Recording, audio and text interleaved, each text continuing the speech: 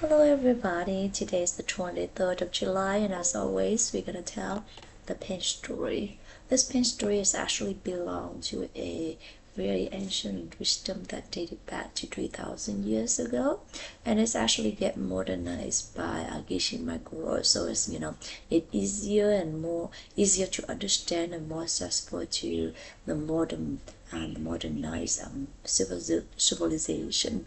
So let's get started to see what this wisdom is about and how it can help us to live our life in a better way, as well as a more peaceful way, and still getting what we want in our daily life. Okay, so first please answer this question: what is this?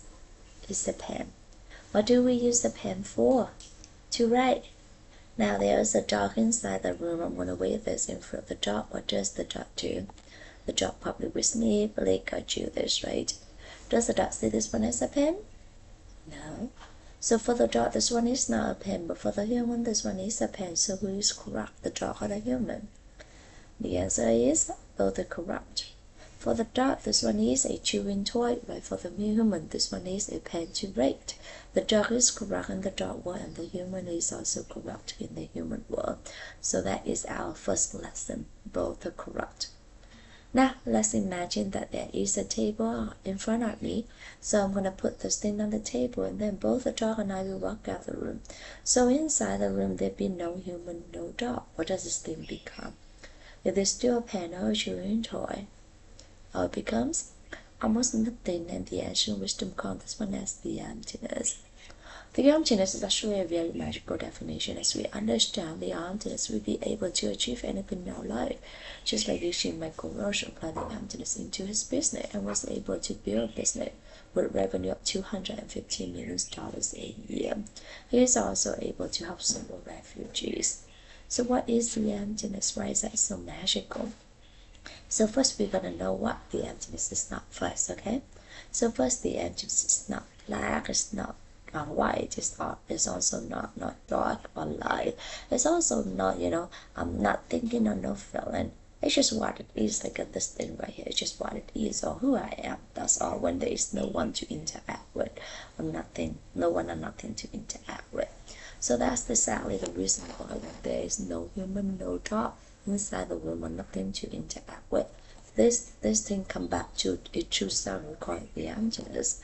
But because it has the emptiness, it also has the potential to become anything or anyone, depending on who or what is looking at that at the very moment. So we're gonna see how that turn out. Okay, so this one is currently is almost nothing, right? But as soon as I go back into the room and I look at this becomes a pen. When the dog come back to the room and the dog look at this becomes a chewing toy. And when both the dog and I come back to the room at the very same time, and we both look at this at the very same time, what does this thing become? It becomes, both two things, a pen for me and a chewing toy for the dog. So a single thing, okay? Or to be honest, anything in this entire universe will also possess the emptiness, which is its true self when no one or nothing interact with it. But thanks to the emptiness, it also has the potential to become anything or anyone, depending on who or what is looking at that at the very moment. So that is our second lesson. Along with the emptiness, we all have limitless potential. Now, I see this as a pen. So does this pen coming from me, or does this pen coming from the thing itself? This pen is actually coming from me. Why am I so certain? Because if this thing is a pen itself, then the dog or anything in this entire universe, we have to see it for what it is, which is a pen. But does the dog see this one as a pen? No. So for the dog, this one is not a pen, but for the human, this one is a pen, right? Right? So this actually, for me, this one is a pen. So this pen is actually coming from me. This pen is actually coming from my mind, and everything is actually coming from our mind. So that is our third lesson. Everything is actually coming from our mind. So we all agree this pen is coming from my mind. So I'm going to change my mind. I'm going to pray this one become a diamond, okay? So please pray with me. Diamond, diamond, diamond. Open my eyes. It's still. So what in my mind that forced me to see this as a pen but not a diamond? We all see it inside our mind that the ancient wisdom call as karma. when we see something that sit inside our mind, Papa, open up and cover this and make me see it for what had been planted earlier into our mind. So who planted the seed into our mind? Only you can plant the seed into your mind. Only I can plant the seed into my mind. So how can we plant the seed into our mind? So we're going to use our word, our action, our thoughts with other people. So for instance, I'm going to hold on to this. I'm going to say that I have a pen. Would you like to have this pen? And when my friend say yes, please, I'd be so happy to give this to my friend with the hope that I can help my friend. So when I give this to my friend, this palm will open up and both me and my friend will see it. And it start leaving mark in my mind.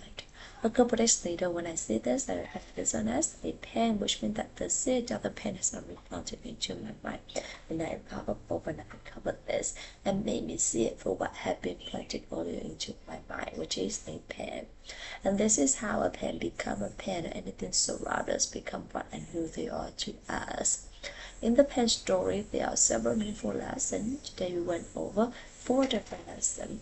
The fourth lesson first is how we can create and manifest our dream life. So there are 2 steps. The first step is that you have to know what you want to achieve in your dream life, and then you start planting those into your mind, using your word, your action, your thoughts with other people.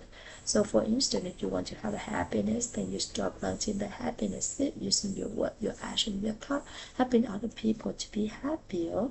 If you want to be prosperous, then you have to use your word, your action, your thought, planting the prosperity seed, helping other people surround you become more prosperous. And just like that, whatever that you want, making sure that you use your word, your action, your thought, helping other people surround you to get that seed. And by doing that, you planting the seed into your mind, and one day that's just gonna sprout up into a tree or a plant, and then you're gonna harvest it someday. Okay, so the key to happiness, or the key to have a happy life, is making sure that you use your word, your action, your thoughts, planting the happiness into other people, helping other people to be happier.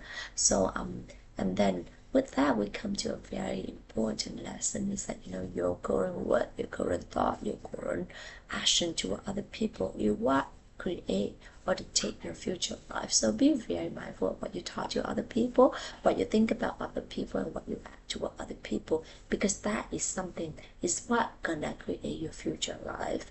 And with that, we led to this 3rd lesson, which is everything is actually coming from the seed inside our mind. So we'll be 100% responsible to whatever happened to us. We don't blame anyone, because in the end, the only one who can plant the seed into our mind is only ourselves, by using our word, our action, our thoughts to other people. So planting the seeds is your word, by doing your word, your action, your thoughts to other people. So again, one more time, be very mindful of what you talk to other people, what you think about other people, and how you act toward other people. And be kind. So think kindly, be kind, speak kindly, and be kindly, so that you can get the kindness back to your life. Okay. And the second lesson is the emptiness and the potential. So along with the emptiness, we all have limitless potential. So trust your potential, just the potential of everything or everyone surround you, and trust the potential whatever happened to you.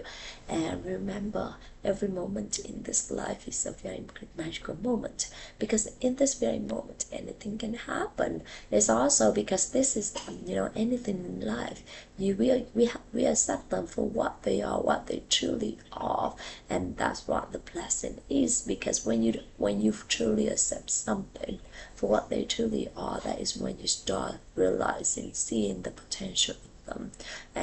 And remember, doing it to yourself, because once you be able to accept yourself for who you are, for who you truly are, then you'll be able to see what potential, all the potential that you would like to have become in your life, and you're gonna cherish that, follow that. Okay. And the first lesson is both corrupt, and I think this is the key to happiness, because when you know that we know that both are correct, we learn to respect each other's opinion, we learn to respect each other's choices, and we also learn to listen to each other with a compassionate heart. And as we also say that love is the root of happiness. So when we be able to love someone, we'll be able to understand someone, we'll be able to give them the happiness, because in the end of all kind of relationship, what we long for is to be able to be listened to be understood, and to be respected. But one thing I want to stress in this one is that making sure that you also do it to yourself. So all lesson one, lesson two, everything, all the lesson, just making sure that you incorporate yourself into that. Because I do believe that in everything we have to cherish ourselves first. We have to listen to ourselves. We have to understand ourselves before we can do that, extend that to anyone else. So remember, this is very, very critical that you acknowledge who you are, you accept who you are, you love yourself, you understand yourself, in order for you to give happiness to other people. And the lesson that I would like to share with you all today is that actually last night I come back to tell the pain story at night with my kids, and I feel like it's been quite a while, to be honest, because I try to do it early in the morning so I can get all that out of my mind, and then that is like the practice. But then I know that life is not always like that. But then if I keep sticking to that regimen, like if I cannot do it in the morning, then yeah, I'm gonna forget it, and then just let it be. But then now I think that another way for me to look at that is that if I cannot do it in the morning, then why not do it in the afternoon or in the evening whenever I have time, if that's what I truly want to do. I accepted that I couldn't. I accept it for what it is, for the schedule of the day, and then whenever I can manage the time, then I will squeeze it in. And I think that is the discipline, but it's also going with the flow as well, for accepting things for what it is and trying to squeeze them in. Previously I often think that I am being very strict and I'm not going with the flow, but now I think about it as I changed my mind a bit, and then I think about it as being disciplined, but also going with the flow. If I cannot do it in the morning, then I can do it some other time. And if worst case I couldn't do it, then I accept it for what it is, because I already know that I couldn't do it. And I think that is very important. And I think this is the progress of improvement as well, of self-understanding and self-acceptance. Because once you your mind will, your thought will keep changing, but as long as I can see the progress in my thought, my growth, that is something that I really cherish. So thank you so much for listening to me today. Thank you, Anla, for accompanying me in this 3,000-day journey. And by me sharing with you the pain story or my lesson of self-growth, of realizing the difference, of discipline, of being with the flow, is something good, I would like to dedicate that to my dearest family, to my friends, to my co-workers, to my clients, or to any living things in this world, or any other words with love, wisdom, and gratitude. Thank you so much. Have a beautiful day, everyone. Bye bye.